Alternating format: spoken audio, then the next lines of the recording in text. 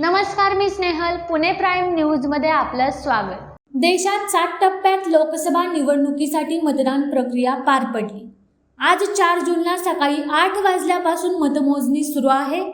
रत्नागिरी सिंधुदुर्गचे महायुतीचे उमेदवार नारायण राणे आघाडीवर आहेत. नारायण राणेंची विजयाच्या दिशेने वाटचाल सुरू आहे. महायुतीचे उमेदवार नारायण राणे यांनी महाविकास आघाडीचे उमेदवार विनायक राऊत यांच्यासमोर भलीभक्कम आघाडी घेतली आहे.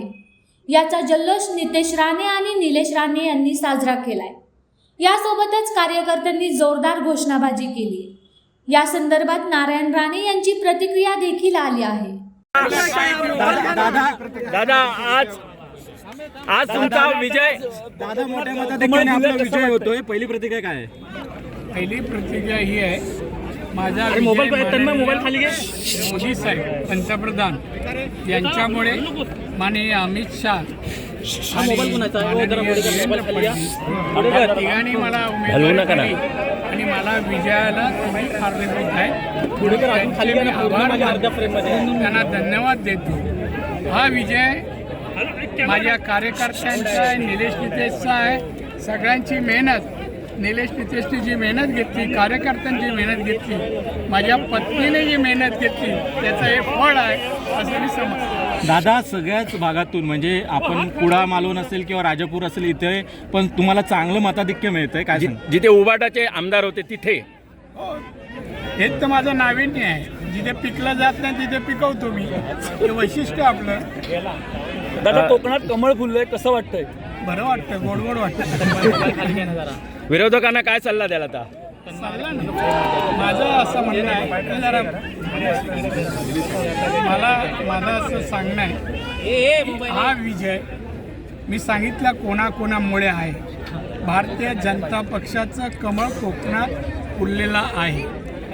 ज्याने अपशगुन केला त्यानं मला सांगायचं, अब की बार आने वाले चुनाव में मेरी बाजी. भाई दादा, दीपक केसरकर असतील किंवा उदय सामंत असतील, यांच्या मतदारसंघात तुम्हाला चांगलं लीड मिळतंय.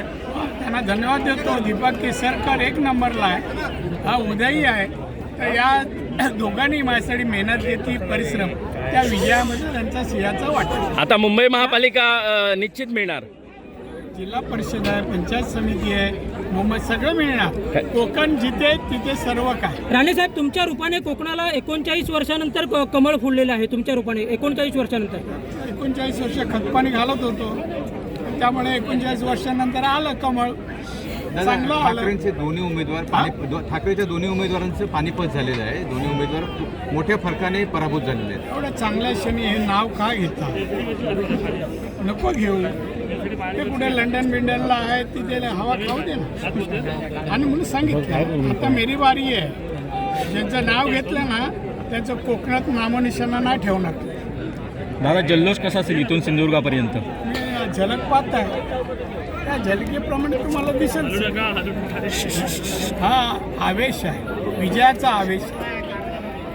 त्यामुळे तुम्ही त्याला योग्य रंग द्या, भगवा रंग द्या.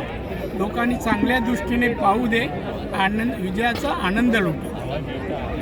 आणि त्यानंतर 5 वर्ष सिंधुदुर्ग असो, रत्नागिरी असो, लोकांनी मला मतदान भरभरून दिलं आहे.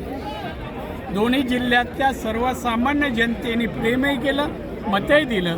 त्यांना मला विकास दाखवायचे, त्यांची सेवा आणि विकास मला करायचे. सर, एकूणच मिळालेल्या मताधिक्याबद्दल काय सांगाल? काय सांगू, चांगली गोष्ट आहे. मी समाधानी आहे, आनंदी आहे. म्हणून तर मी लोकांना श्रेय देतो, सगळ्यांना श्रेय देतो ना. आणि म्हणून जे सांगत होते ना जनावरे, कोकण म्हणजे आमचं काय, ते कोणाचं काय, ते मी सिद्ध केलं. तुम्ही सकाळीच मतदान केंद्रावर हजर होता, मात्र विरोधक पहिल्यापासूनच नव्हते.